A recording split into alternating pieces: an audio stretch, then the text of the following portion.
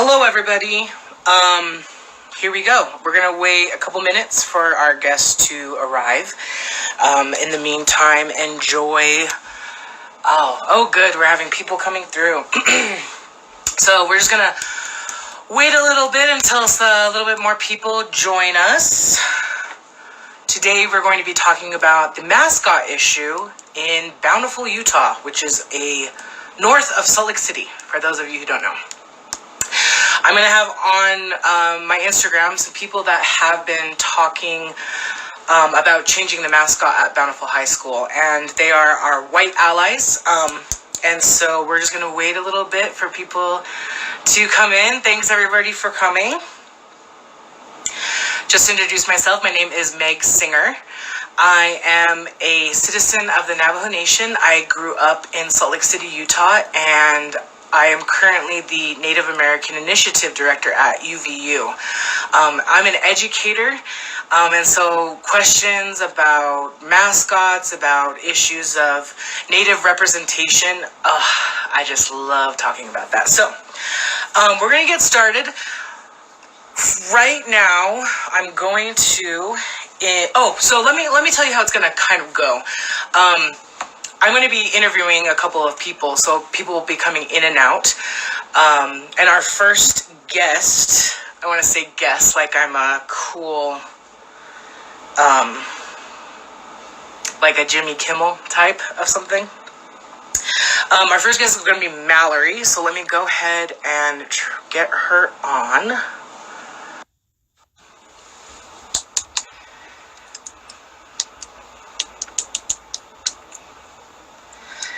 All right. Hi. Hello. Hi, Meg. How are you doing? Good. How are you? This is the first time we've talked face to face. We've been mostly talking over the phone. Thanks to that pesky COVID pandemic. Wear your masks, everybody. Wear your masks. Please. Yeah. So Mallory, thank you for coming today. I just want to tell everybody that's watching that you and I and the panelists today kind of came up with some questions to answer, and these are based on things that you have all been struggling to answer. And so I'm glad that we're going to have a lot of back and forth and some dialogue going on. So Mallory, absolutely. Why are we talking about mascots in Utah? Yeah.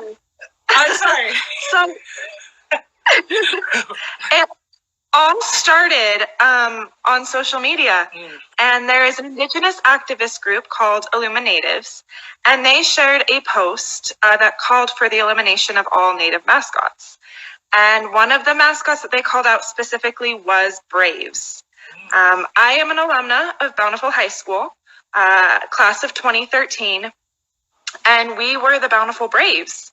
And so seeing that post from an Indigenous activist group, seeing that they were calling for the elimination of the mascot Braves, made me take a step back and take stock of my personal history, my actions, and some of the harm that I may have caused during my time at Bountiful High while I was participating in cultural misappropriation in the name of school spirit because our mascot was the Braves. So I posted on my Instagram story, and my friend and fellow alumna, Michaela, she reached out and said she'd been feeling similarly, that she was upset and uncomfortable at the thought of using a group of people as a mascot. And so we decided to work together, start an email campaign, and start a change.org petition.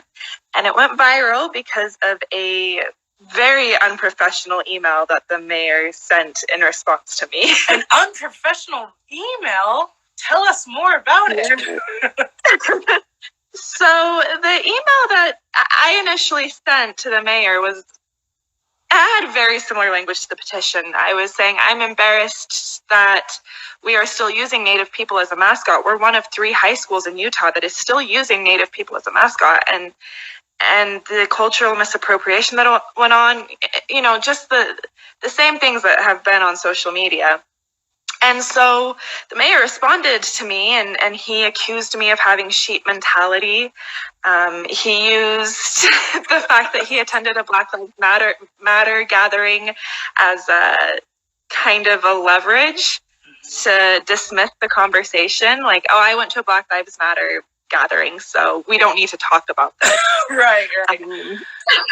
So I tweeted out his response, and went viral, and the news got involved. And luckily, because the mayor had such an unprofessional, disrespectful response to me, I've been connected with people like you and your brother, the co-founder of the Utah League of Native American Voters. And so we've been able to amplify Native voices and get Native people involved in this discussion. Yeah, totally. So in Bountiful, has it been a shock? I mean, are people going, what's the reaction of people as this discussion is going forward? No, it's a mixed bag. Okay. Some people are like, yes, I've been uncomfortable with this for years. Finally, we're talking about it. And there are some people who, the mascot is a beloved tradition to them, and they cannot possibly imagine that changing. Right. So you have gotten, a lot of flack for bringing this up because, for lack of a better word, you're not Native, you're white. Right. Yeah. I am white. And you people, can see me. I'm white. People have been, I wouldn't say accusing you, but kind of like dismissing you because you're not Native. So how as allies like you, how do you fight as an ally with Indigenous people on issues when there are people that are like, oh, you're just speaking for them. You don't know. You don't have the right to do anything. Yeah, when people first started saying that, it made me really question myself and question, should I have said anything? Is this my spot to say anything? And one thing that I keep reminding myself, it's a quote from the Reverend Dr. Martin Luther King Jr., and he said, the time is always right to do what is right.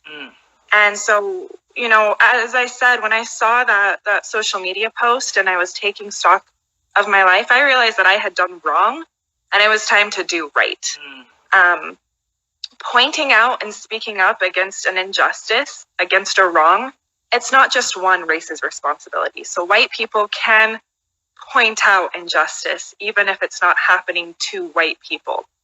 Because where would it leave us if only certain people could speak up against injustice? Right. So so backlash from the mayor, he did apologize and, kind of was backtracked a little bit. Going forward, how can we continue the dialogue without having such animosity or maybe like judgments to people that are speaking out on this? Yeah, I think education is important. So when you are being attacked, first of all, keep speaking up as white allies, but try not to speak for. So one thing that you can do is provide resources for education. There's a lot of great resources out there, such as the National Congress of American Indians. There's a website called Native Appropriations that's run by Dr. Adrienne Keene.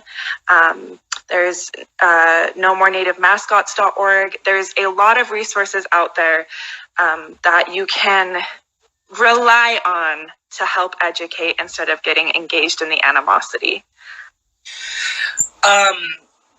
What have you been feeling after this is all happening? Like the emotions, your health. Talking like this and putting yourself out there, it's stressful. So how are you holding up? It is stressful, and it's been important for me to set boundaries, to put my phone away at a certain point at the night. I don't look at comment sections. I know that there is no good that is going to come from that. And people say things on social media that they definitely wouldn't say in real life. Right. So avoiding comment sections has been very helpful to me. And setting some boundaries, and just relying on my friends, my family, and the wonderful new people that I've made connections with, and who have gone through similar situations before. Yeah. Well, awesome. Is there anything else you would like to say to anybody who's joining us here, or anything? Yeah, I have one last thing that I want to say. Yeah. One thing that I've been thinking a lot about recently is, the reason that we're having this conversation is because of the mayor's response to my email. And something that I've learned this last week is that Native people have been having this conversation around mascots for decades. This is not a new conversation.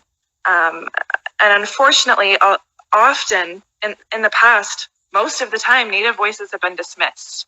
Right. So as white allies, we need to use our white privilege to get our voices, get access to spaces that Native people may not have access to. Right. So use your white privilege, get into those spaces, and then use your white privilege to elevate Native voices in those spaces. Awesome.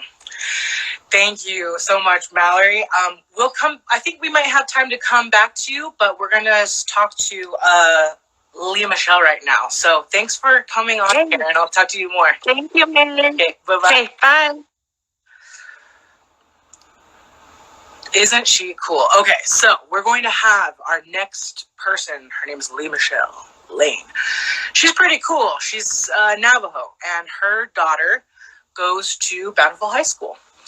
And I've been talking with them a little bit about just kind of how they've been feeling. So hopefully we'll be able to get her on.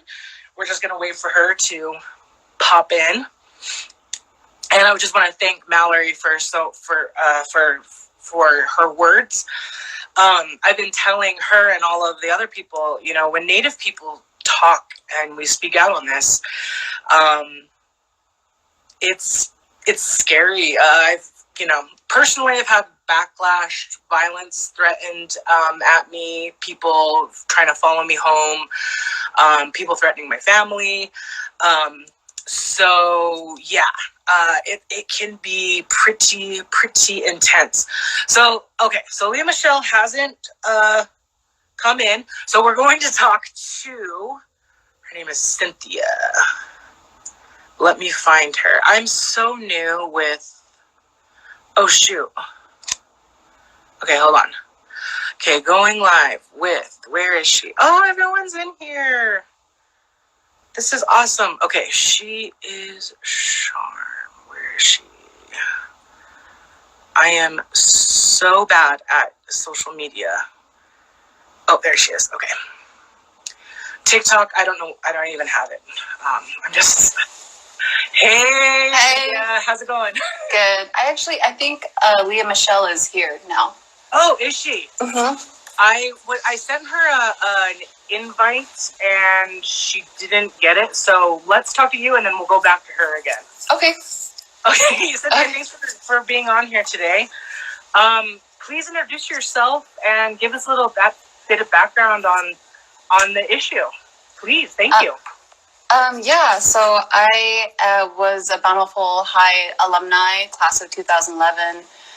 I've been thinking about the mascots for a little bit now. And then when I saw Mallory's efforts, Mallory and Michaela, I reached out over Twitter, and she immediately, reached out to me and let me know what was going on and invited me into the conversation. So, and I think it's really important to talk about these things. Awesome.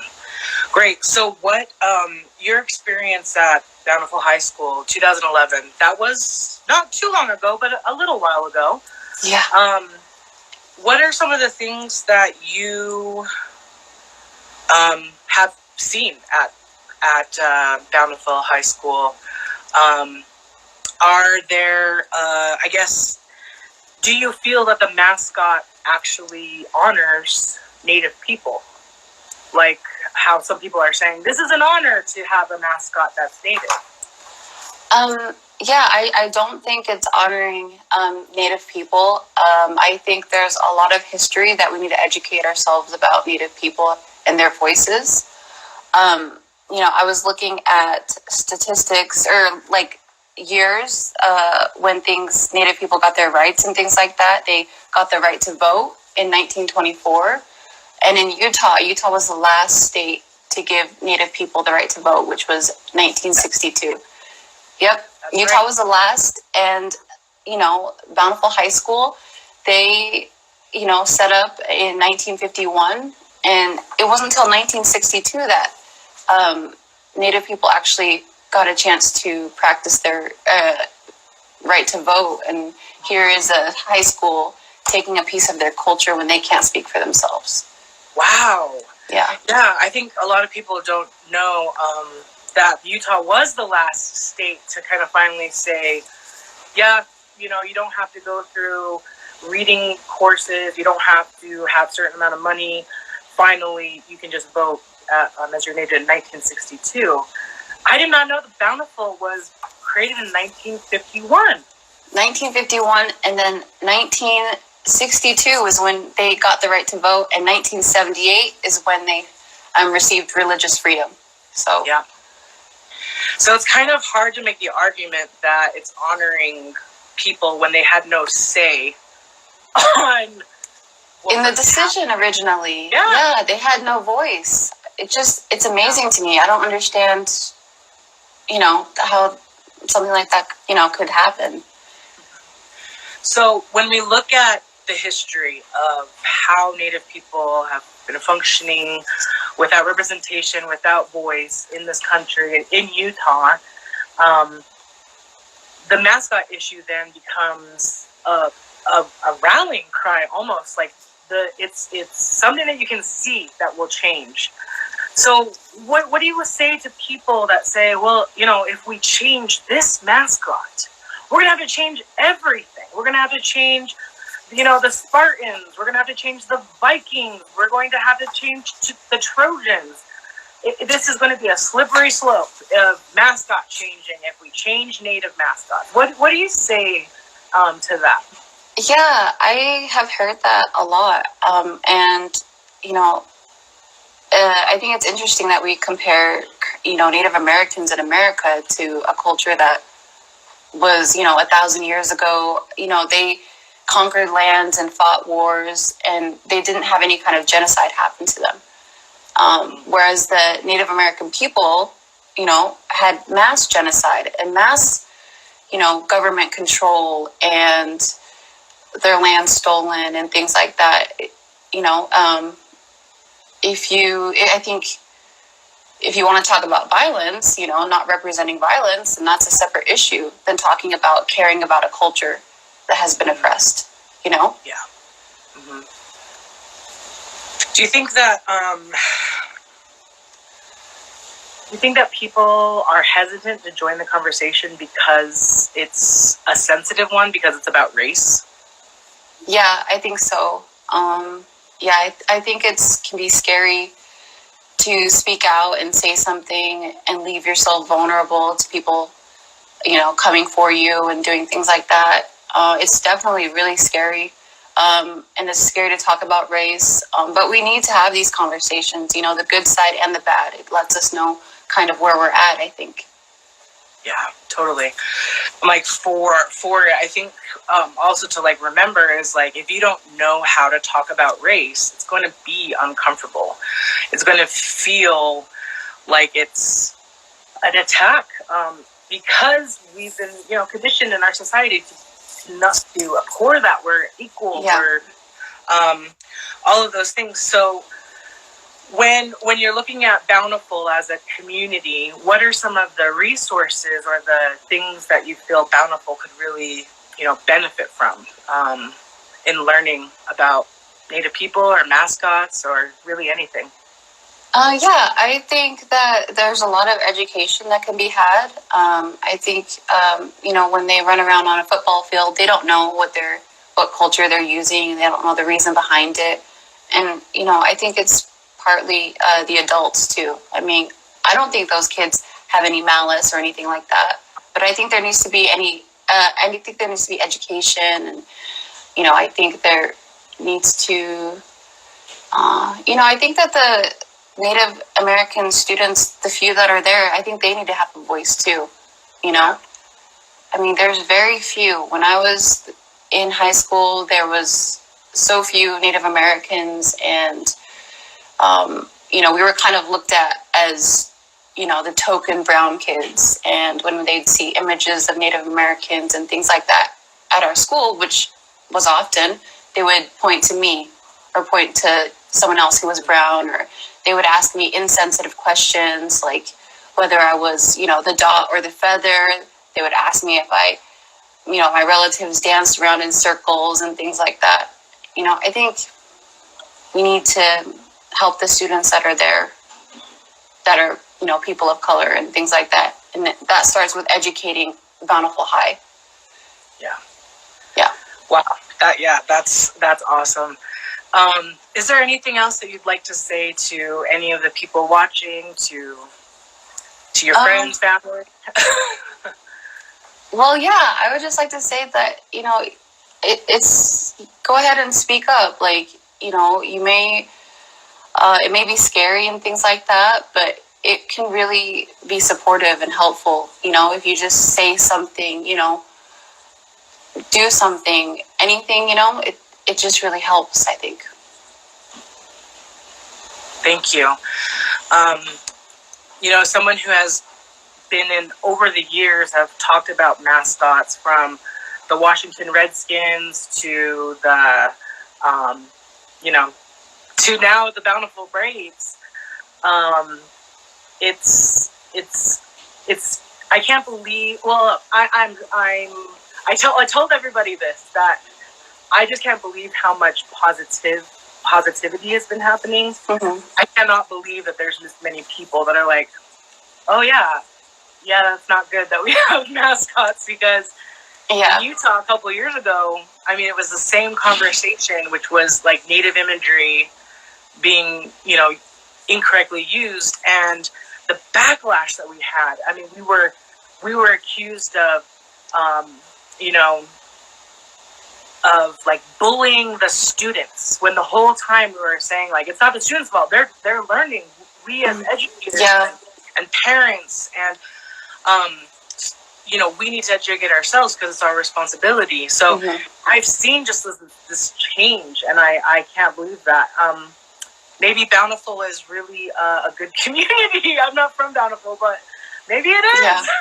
Yeah. Yeah, I think they're learning just as much as we are, so. Yeah. Good. Yeah, I'm really impressed with everybody's just wanting to learn it. It's really great. So thank you, Cynthia, so much for joining us. Thank you. Yeah. Let us know if you need anything. And how are you holding up, by the way, through all of this? Oh, yeah, same with Mallory. I think it's important to set boundaries so you just don't get lost in what people are saying. I have looked at comments, and I probably shouldn't have done that. The comment sections of things is not good. So, yeah. Well, thank you. I mean, answering those questions will, because we've seen those questions in the comments. So thank you for sharing your opinion on those, and hopefully we'll give people a little bit more hope. Yeah. I think you. so. Thank you. All right. I'll talk to you later. Bye. Bye. All right. That was Cynthia, everybody. How cool. Just some great knowledge going on. So now we're going to try Leah Michelle again. Woo! Here we go. Let's see if we can find her. Let's see. Oh, yep, there she is. Okay, so we're going to go ahead and add her on. See if it can come up. Before she was... Oh, there you are. Hello. Before you were getting set up, I did it too fast. That's Emily. Hi. I can't. So how are you this evening, Michelle? We are good. Oh, Good.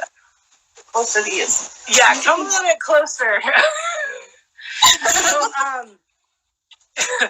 Michelle, I would love to really just give the time over to you and tell us a little bit about you, where you're from, and your connection to this mascot issue at Bountiful High. Look at that. Oh, we're just like, look, Emily. It's fun, huh? Yeah. So to all of our family friends that are out there watching too, I think they are.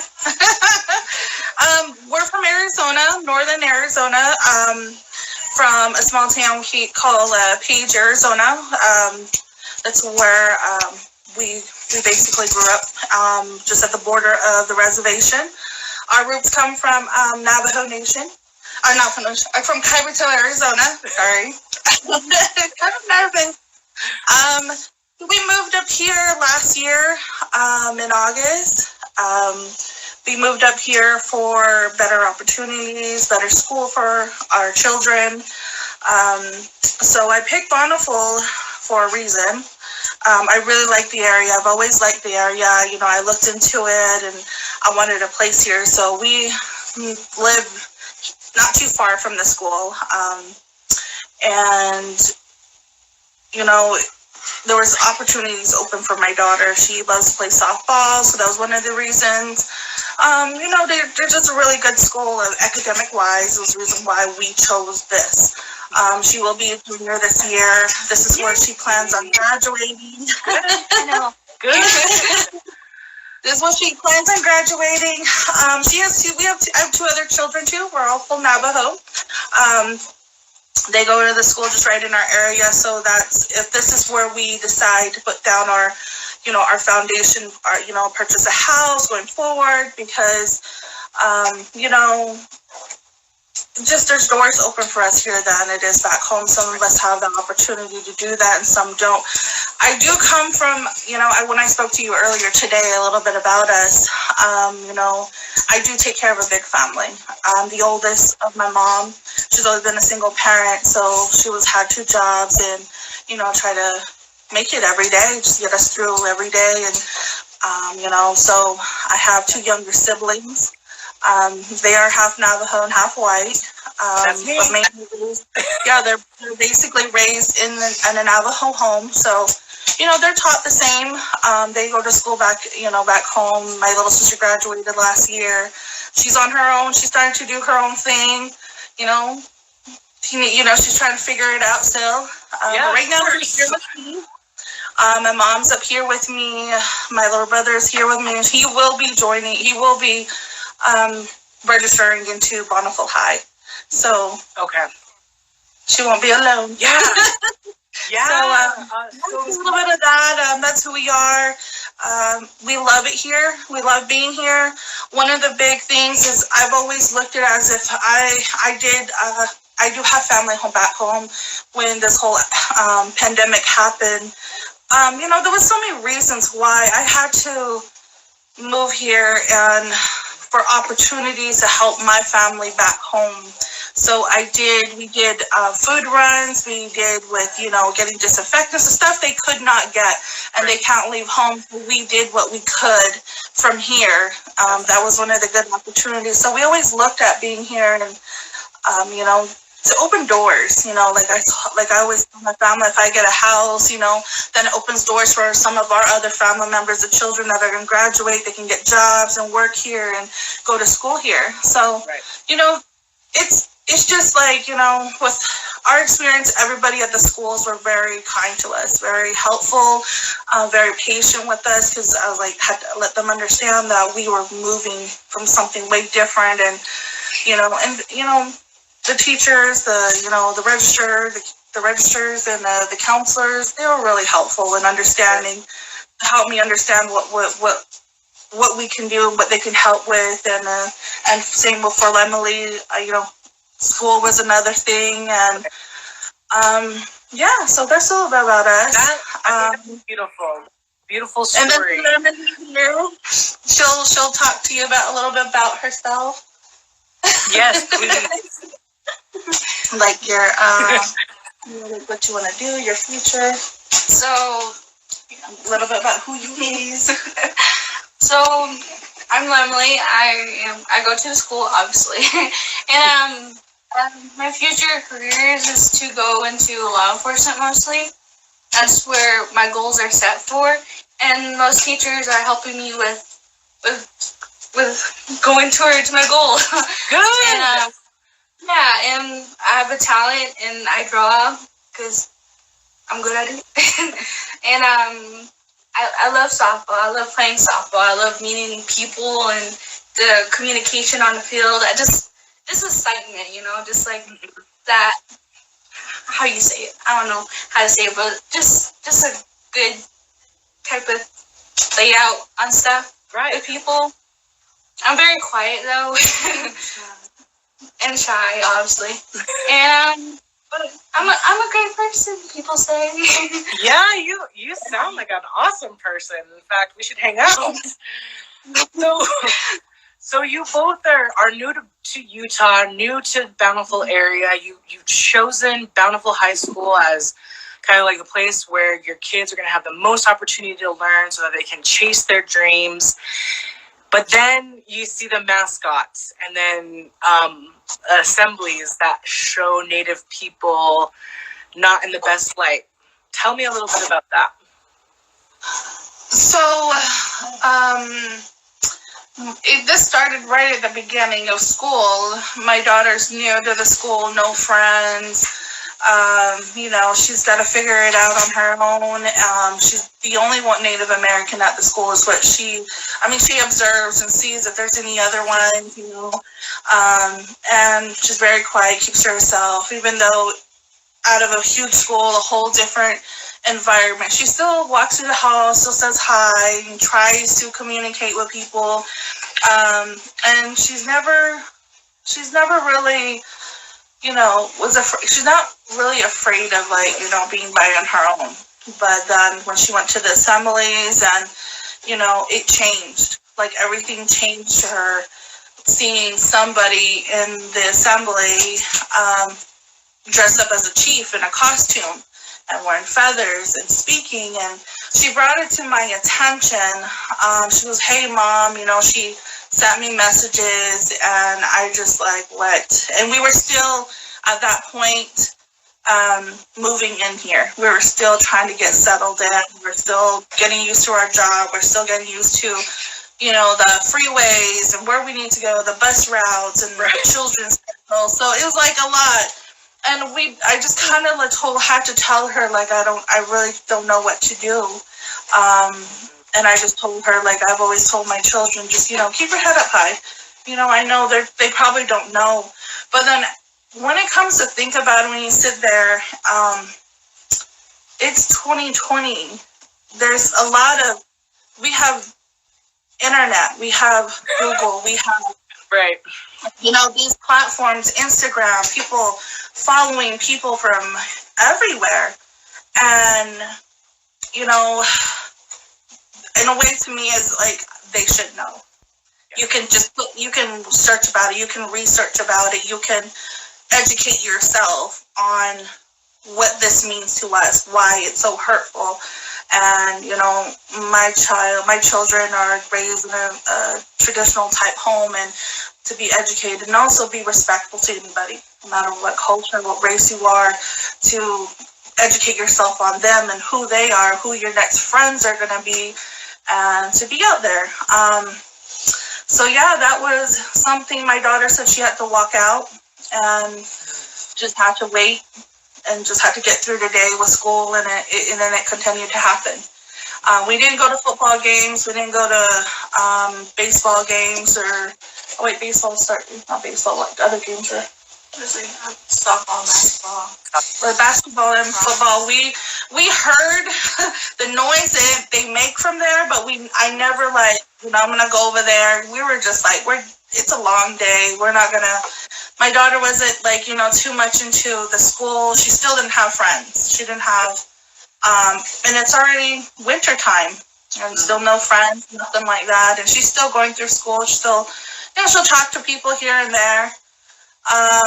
And her art was one of the things a lot of her teachers really grabbed from her. I started seeing artwork because I do involve myself into the kids' school and what their curriculum, what they teach through the year, and always want to know, especially when it comes to history. I'm very touched when it comes to my children, and I just hope that that they're not going to be putting my daughter in a classroom with a history teacher being, all about Christopher Columbus or this way, and or being patriotic in the school. I will address that issue because I don't think it's right and it's not respectful. I mean, it's pretty much, to me, it's common sense. Is you shouldn't do that. My children don't go over there bullying anybody or putting you in that place to let you teach, and we'll address the issue when a parent is there. So, I've owned myself. She has dressed up at school. She has wore her traditional outfits, and she loves to do that.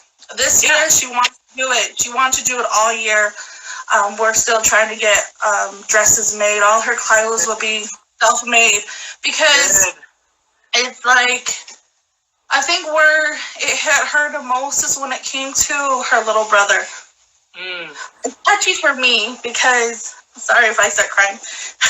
Oh, it's okay. My son has very long hair. He's always been, he knows the purpose of it, and with our situation and why we came here and our personal, our personal situation we went through. My kids have long hair, they speak, and they have to go through a lot of bullies, not just in school, but in life in general. They've seen their mom get bullied, and, people judge her, and, things like that. But in the end of it, I've always taught them to be good people, no matter what it is. Maybe they just don't know. They probably don't know what they're saying. Let's step away and let them give time, and maybe someday they'll come around and, understand what they did wrong. And, it's all self-teaching yourself. My son was bullied because of his long hair. He was called a girl, and his sister couldn't be there for him, all day through the school. And then, the girls' bathroom was right there. Where are you going? From little children. This is elementary. And he comes home, he'll tell me about it, and he'll just be a little kid again, out the door. I got to talk to him, give him our pep talk, and get through it, and he'll be outside throwing the football again, just like dusting it off. And it got harder when it came to his whole classroom. His whole classroom made fun of him for that reason. The teachers did catch it. They did address it, and the principal wrote me a letter and asked that if we could come in and do maybe like a presentation with our Indian education coordinator and start with his classroom, because that's where a lot of it. He did come home very sad, and I didn't want to say to him like, hey, you want to cut your hair? It was a hard discussion to have with him, and he said, no, I don't want to cut my hair.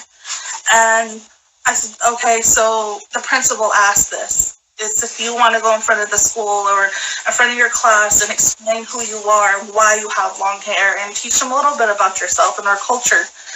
So he agreed, and then his sister and his younger sister, so they dressed up, and we went to the school together, and they spoke in front of the children. You see how our Indian education coordinator, she did a really great job being my children and having their backs through this. And the principal, she's white. She's a wonderful lady. She's been so kind and so helpful. She always reaches out to us if we need anything, if everything's going good, how Braden is doing, how they're adjusting. And someone like that, that's what needs to happen everywhere. People who he's a principal of the school. Right. And man, she reached out, and just like what Mallory's doing, she's giving a voice for us, and she's had her past, situation, and now she understands that was the wrong thing to do. And like I always, it's all education. So I could tell my kids, education. We educate them, and all those little children were not educated, not at all. Yeah.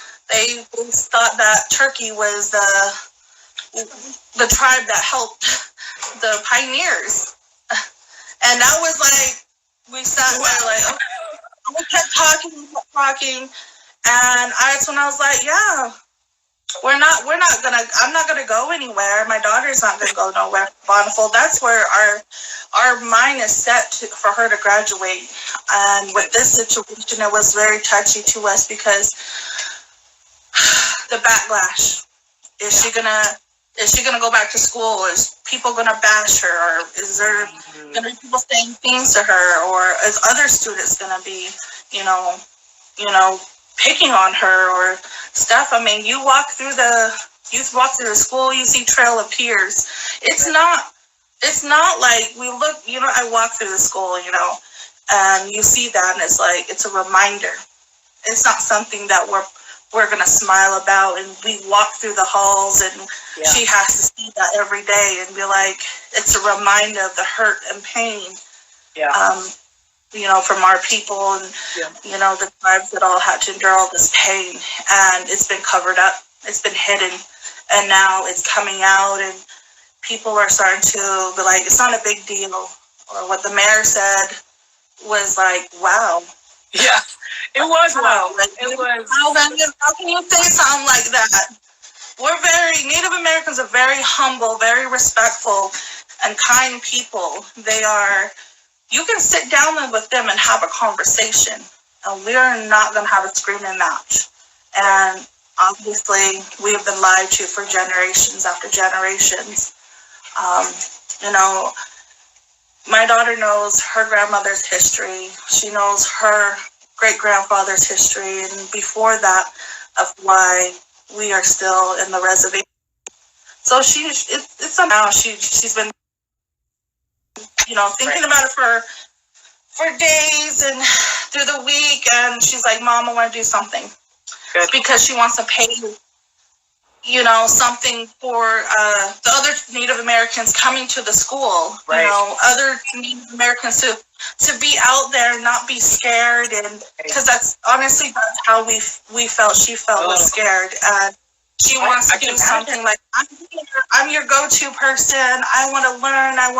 We need to do something, and it's not the name we need to change, though. That's what I was like. The Braves are fun. It's just that they need to be. They're adults. They're adults. These are grown children, and you can speak to them as a parent, like, hey, this isn't right. We should not do this with this. You shouldn't be doing this at the games, or all of those are all sacred things. And my daughter is in the school with feathers because she you have to earn those, and we don't. We have our own. She has her own fan. She has a fan that was made Native American church. She doesn't run around with that. That's a sacred thing, used for ceremonies, and those are put away and only taken out here, when it's needed. Awesome. Emily, did you want to share anything tonight, or do you want to hold off on that until a little bit later?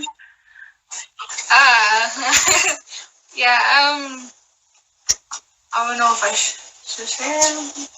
Okay. Tuesday. I feel like I should wait for Tuesday. Okay, wait for Tuesday. So it could be like an actual wow moment instead of right. So for everybody that's watching, given her hard, she's on a focus of something so important, and she doesn't want to she doesn't want to make some mistakes, so she wants to make sure it needs time to marinate and edit it until it's ready. I'm the mom. I'm the one talking the most. My kids don't talk so much. My son does. Well, Brianna, where's Brayden? Yeah. So, But yeah, they need to change. They need to change the mascot. It's just down. and let me just say for the people that are watching right now, Tuesday is the Davis, which is the county that Bountiful is in. The Davis school board is meeting on Tuesday, and so we're going to be there, and we'll be there, and Lemley is going to be our leader, and she will be giving a public comment about her experiences and what she wants. So if you can make it, it's in Farmington. The information we will post so that everybody can have it. I really appreciate both of you taking the time to share your experiences and learning what it's like to, be from somewhere else, move here to Utah, and really just fight for this community that's now yours. And I mean, we really appreciate you. Really, like your words. Emily, you are going to graduate, and we're all going to be there, and it's going to be great. Yeah. Okay. So I will get back to you. Oh, is there anything else that you guys would like to say? I just totally just bounced out of my head. Okay. Well, there will be time. So let me just again thank you so much for your words, and keep watching because we're going to have a little bit more people on after you guys. So thank you so much. Okay. Bye-bye. Aren't they wonderful? Oh my gosh, that girl, Emily. Wow. What an amazing family.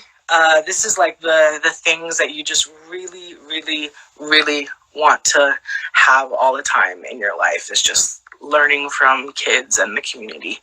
So I'm going to have one more person or a couple more people on.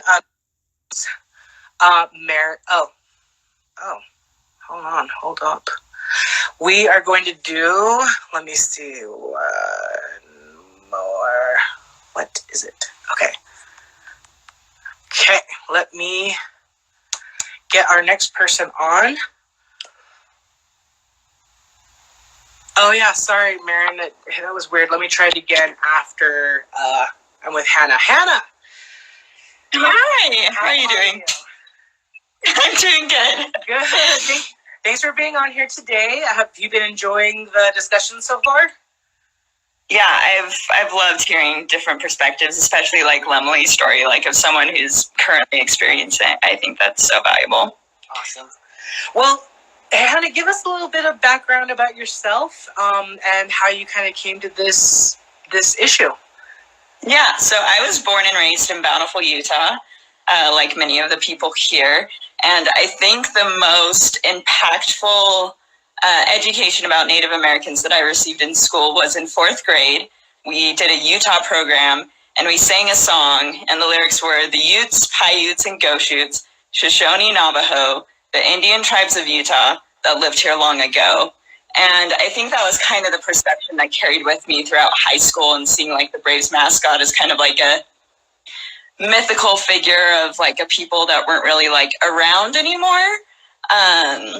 But like they very much are. Like Native Americans are, they're still here, they're with us, and I think we treat them as if they're mythical long ago people with mascots in a way that is kind of disrespectful. Right. Yeah, I mean, it's always great to, go and when you, as a Native person, what do you know about Natives, people? Oh, I went to school and my mascot was an Indian. And you're like, right. Okay. That's cool. What does that even mean? So when we're talking about these issues, Hannah, and we talk about change, people are very kind of like, that word is really loaded. But what an excuse that is often brought up by like administration or, teachers or community members is that like, it's going to cost too much money. We're going to lose something in changing this of our identity as high school people. So what would you say to that? For sure. So I've done a good amount of research on this topic, looking at how other schools have handled the cost. So costs have ranged at other high schools from $18,000 to $50,000, and there's been a variety of ways that they fund it. Adidas has a program where they help high schools who want to retire Native American mascots, and they provide like free logo and uniform design. Other schools have done GoFundMes. Other schools, it's been a decision at the state legislature, and they've reallocated state funds to help retire Native American mascots. Yeah, so Maine and Michigan are two states where that has happened. And so it's come from like a top-down legislative level. So I know Liz White is here with us. So Liz, yeah, there you go. So I also want to recognize what Bountiful High School is already doing. Like they've already made a commitment to retire like a logo with a Native American man on it. So they're already like committed to having that happen at the high school, which I think is great. Awesome. I mean, that's the only, it's the only way to go is this way. Yeah.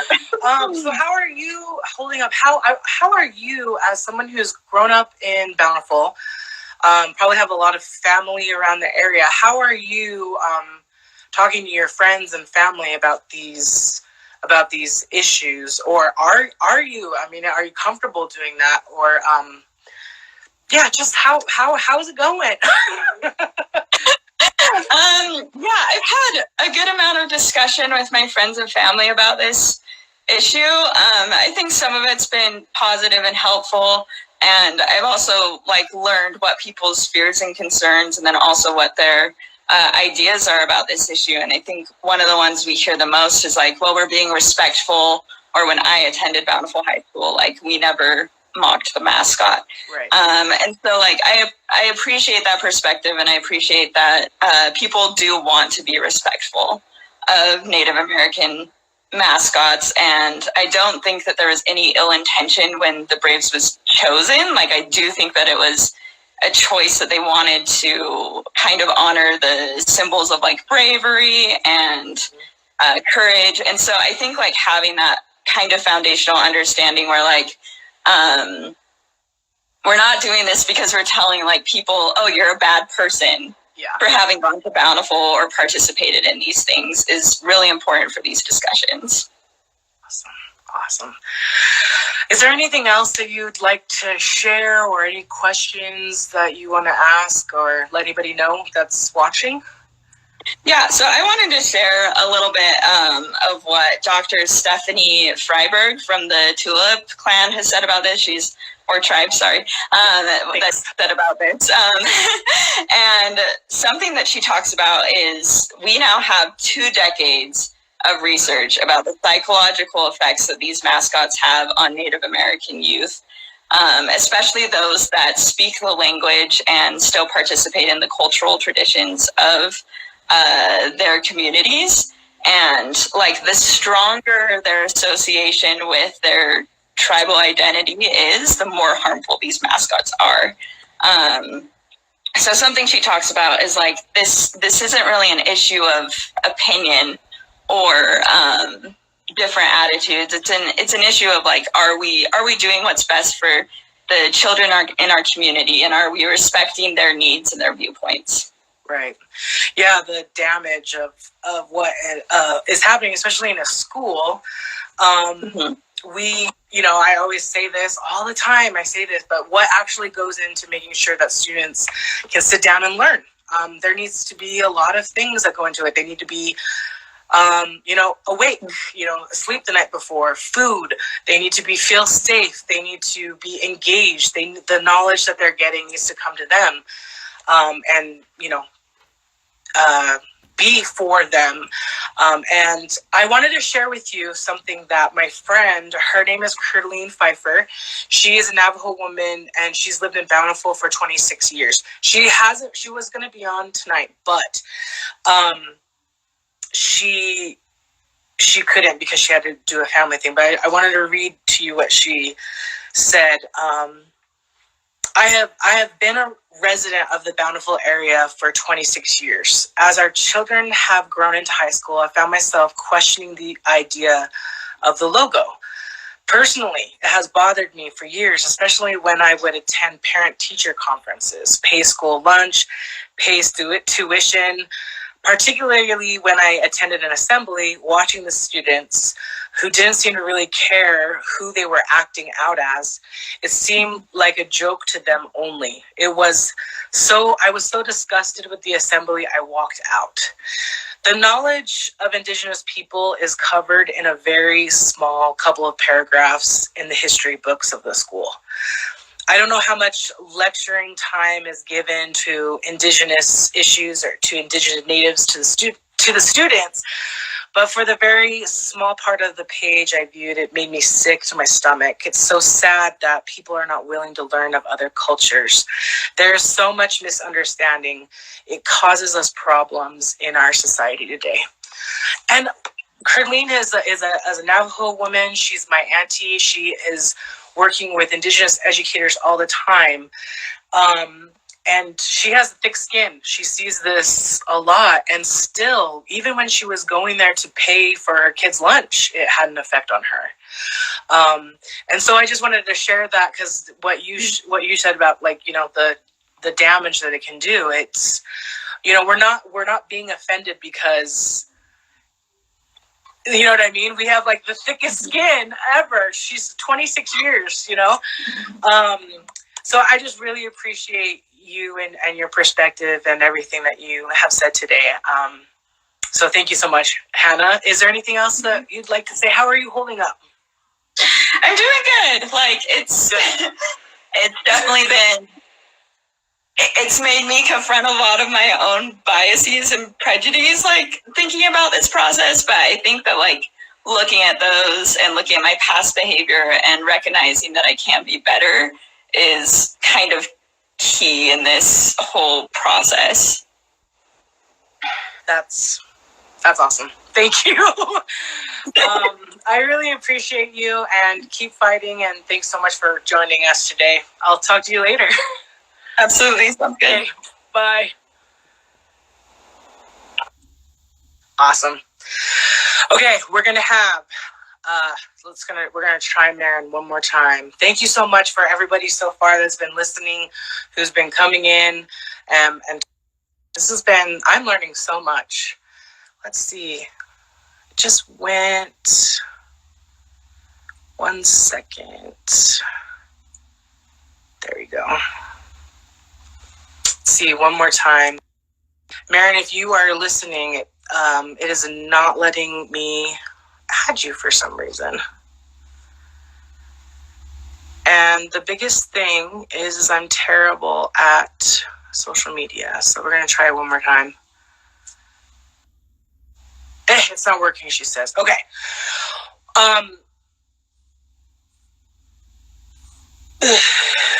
Okay.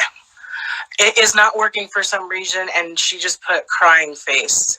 So that means it's not working, and we're going to go to our next person, if I can find them. This is so cool how, like, technology brings us all together. Okay, so I don't know why it's doing that either, Maren. I know all the crying faces. Okay, I'm gonna ask Michaela to come. We were gonna have James, my brother, on, but we don't know where he's at. So, Michaela, you're going to be our final speaker for the evening. And you started this with Mallory, and, well, welcome, first of all. But please introduce yourself and give us a little bit of background of how you got involved in this. And, yeah, we'll go from there. Yeah, definitely. So Mallory kind of gave a brief summary of how this started, and I saw the post that she was talking about her experience at Bountiful.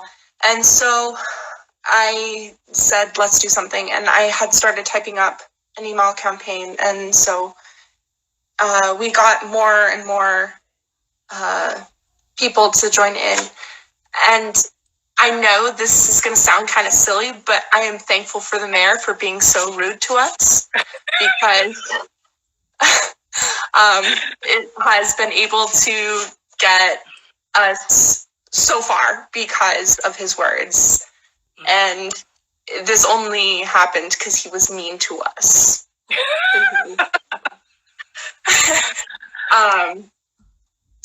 But yeah, so I graduated high school in at Bountiful in 2013, and I was pretty quiet. I didn't really talk and go to many sporting events. However, I did put on all of the clothes that had the Native American imagery on it. And sorry about that. The hour mark. It totally just kicked us out. We're not cool. I know Cardi B is on live like hours and hours a night, so I guess I'm just not as cool as her. Whatever. Okay, anyways. So you were saying.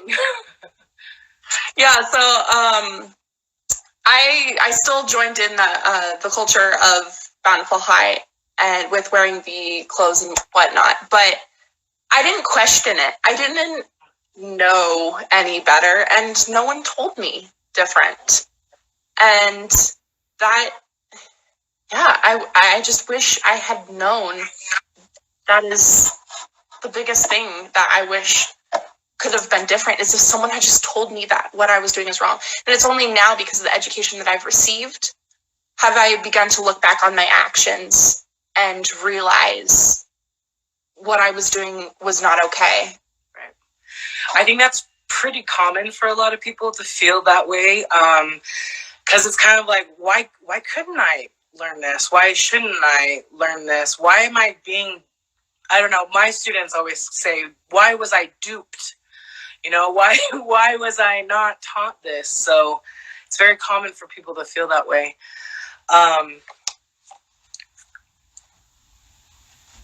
So when people, I mean, like looking at mistakes, it's not really, I don't know what you would say, but you didn't know.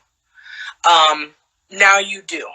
And so now you are working to change the mascot. So when people say, like, it's our tradition, like this is, this is what the majority wants, and we're living in a democracy, and we abide by the majority. When people say things like that, what is your response? So the first thing is, like, traditions are such an important part of every culture. I know that there's like a strong history around this mascot.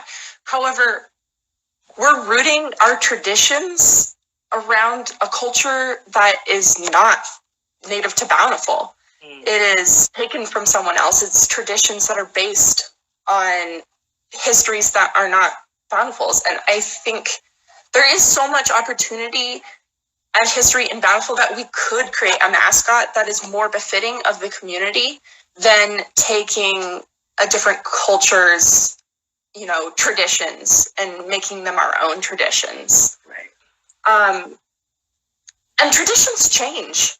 Mm-hmm. You can always make new traditions with new information that comes out in the world, and the situations, everything is changing, and we can adapt our traditions towards that.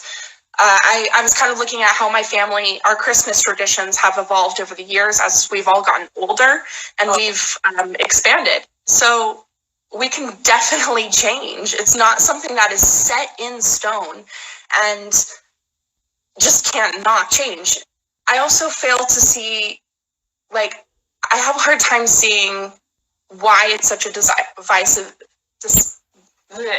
issue within the community, because we could come together and we could be really creative and create something new that's totally unique and more representational,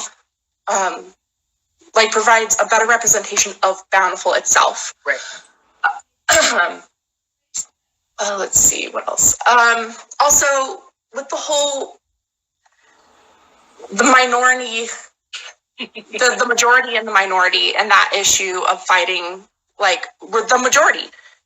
Yes, there are way more white people in Bountiful than there are native voice natives. So they're being drowned out because there are so many more white voices than there are native voices. I kind of took a quick look at the 2016 census data for Bountiful, and it's 89.5% white with 0.4% Native Americans. So people say that these issues are like, why aren't Native Americans speaking out about it? It's because there's so few voices, they're just being drowned out. And that's why we can help step up. Also, another thing is, are we going to ignore the pleas and pain and suffering of those because they're not the majority? I mean, if we say yes to this question, I think the people need to take a look outside and think about why they've never had to worry about that and the white privilege that they've had to, that they've never had to worry about making their voices heard within a community that is so predominantly white. Right. Also, this is also another thing is, this is a native country first, and it would have been a majority if there wasn't mass genocides for, like, so. Sing it. No, seriously. I genuinely believe that majority of people are not intentionally being racist, but the systems that are in place are racist, and we can no longer sit by knowing that these systems are hurting people. Yeah. And the biggest part is we have to admit that we were wrong, and that is a hard thing to do, is to admit that we were wrong. And no one wants to do that. But we need to be willing to have the patience to educate ourselves and reflect and be willing to correct the flawed system, because there is so much that needs to be worked on. And I think that is my biggest hope, is that people will take the patience and time to start an education so that they can learn about the system and how it's oppressing a minority group. Beautiful, beautiful. Just everything you said, I was like, yes, yes, yes. Yeah, I think it is interesting to have those kinds of conversations in Utah. To, you know, people in Utah just haven't been able to have open discussions about race, like, at all.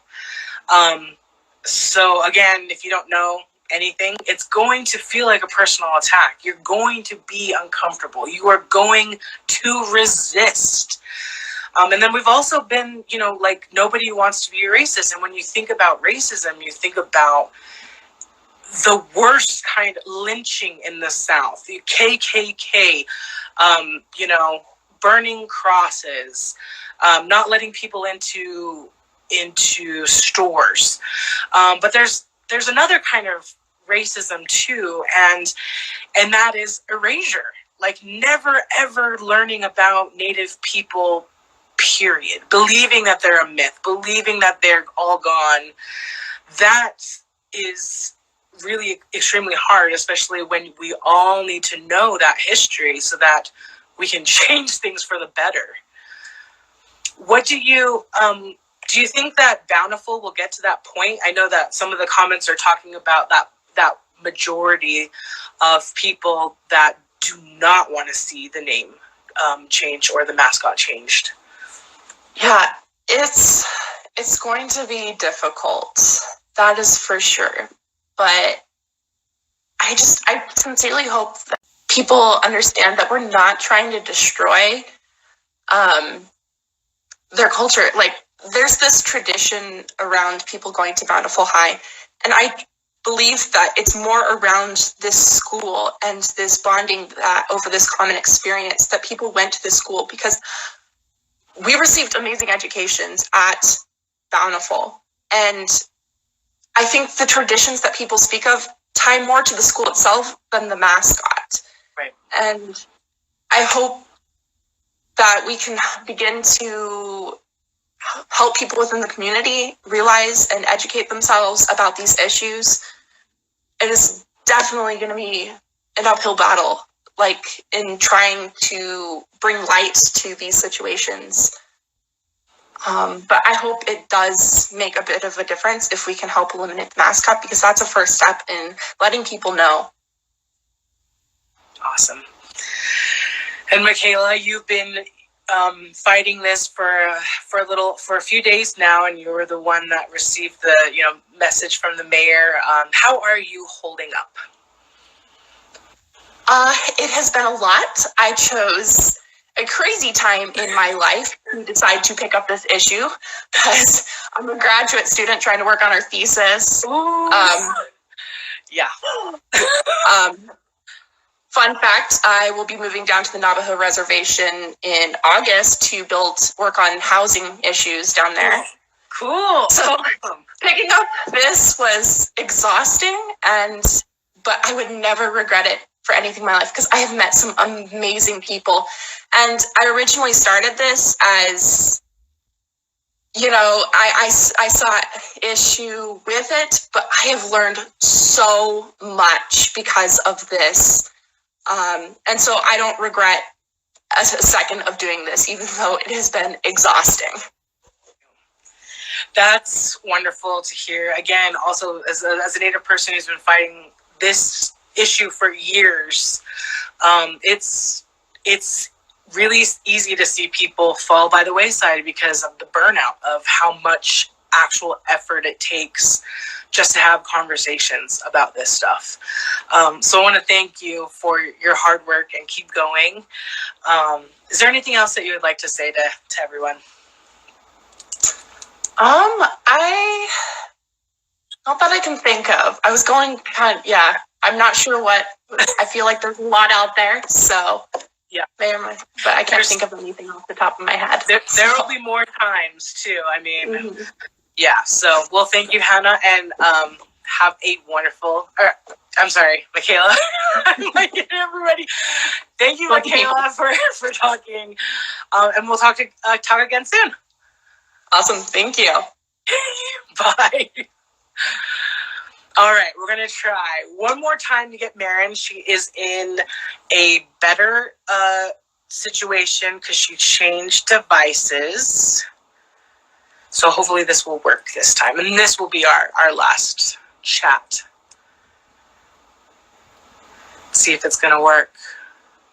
Ooh, got you. It worked. What was it? Were you on a computer or something and it wasn't? No, just on my phone and it wasn't working and I wanted to cry. I saw those cry faces. I was like, a lot of crying faces happening over here. Yeah. Also, I just have to say, well, how are you are so beautiful. Like, I'm just like staring at your face like, wow, what a beautiful human being. So thank you so much for all the work and everything. Thank you.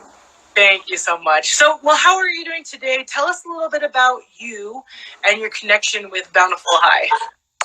Yes, so my name's Marian Tan. I graduated the same year as Mallory, Michaela, and Hannah. Born and raised in Bountiful. And I am really passionate about just educating people about racism and white supremacy and all that entails, because I'm married to an Asian man who has experienced racism, specifically from people within Utah, and who just don't understand how damaging it is, and who like deny it, and they're unable to see it. And so I get really fired up. And so with this issue, I just want to help people see how harmful it is, and that they just need to listen to people, to minority voices within the community, and do the right thing. So that's me. That is awesome. So yeah, we talked a little bit before, and your husband having experienced some racism, and you like with proximity to him, seeing that. How does that? I mean, what do you guys have to do together as a family to kind of like not let that get you down when you experience? like it's so incredibly hard. Just like everyone has said before, just setting boundaries and protecting our family, our marriage. And I think it's people don't think there's racism in Utah. They don't think there's racism in Bountiful, Utah, because people are such good people. They're religious. Like there's no way they could be Right. all racist, but there absolutely is racism. And when you try to bring it up and help them see it, there's just enormous pushback. They just shut down, and honestly, it's causing a lot of rifts, and it's so messy and so hurtful. And if people just took the time to learn and listen and understand and set aside their own feelings as white people, they'll learn so much. And yes, it's uncomfortable and so painful, but it's what we need in order to find healing as a society. So boom. Yep. Thank you for that, because that's one of the counter arguments to remove, like, change the name is, why do you have to bring race into this? This is about honoring culture. It's not about race. What have you seen, or in your own experience, that helps people kind of talk about race a little bit better? Yeah, I think I had a really great conversation with another alumni who was like, okay, I understand, like, maybe we didn't change the mascot, but what I'm not okay with is saying it's racist that we got it in the first place. And I said, like, because he's saying, like, we have good intentions. It's only racism if you're trying to intentionally hurt other people. Oh, okay. And so that makes sense that people would think that. Okay, yeah, good. so they think it's only, it's only racist if you're white and then you're using your power to intentionally hurt other races. And I am, like, already passionate about racism, but with the whole Black Lives Matter movement, I've spent, like, so many hours just trying to understand more from other people of color, especially, like, anti-racist activists and educators. And a lot of them say that racist actions are not defined by their intent, but by their impact. And so I think that's a big issue in Utah and in Bountiful, is that you don't get people intentionally trying to hurt people of color. It's just that they're ignorant, whether that's willful or not, or they're just not willing to take the time to understand because it's uncomfortable. And they think they're such good people that they would never hurt anyone anyway. So I think just understanding. Yeah, that's hard. You're like, so you hard. need to change. No, I don't. Okay. Yeah. They just, it's so hard. But again, it's just like, we don't, as white people, we don't get to define what's racist and what's not racist, because we're the ones in power. We're the ones, like, being advantaged by the system that society has set up for us, while people of color are the ones being oppressed. We don't get to tell them, actually, no, this isn't racist, when they're the ones being hurt. Right.